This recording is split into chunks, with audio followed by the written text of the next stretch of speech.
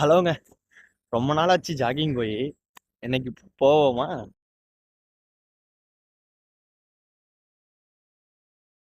அதே மாதிரி கார்னிஷ் வந்து ரொம்ப பக்கம். நம்ம ஃபர்ஸ்ட் வீடியோஸ்லாம் அதில் தான் நிறைய வீடியோ போட்டிருப்பேன்.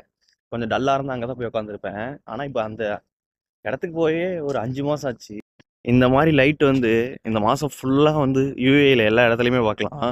ஏன்னா இப்போ ரமதான் டைம் ஸ்டார்ட் ஆகிட்டு இருக்கு. சூப்பராக இருக்குல்ல பிளேஸு. இந்த பாருங்க, ஒரு பறவை செம்மையாக இருக்கு.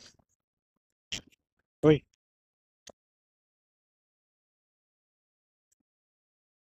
ஓய்.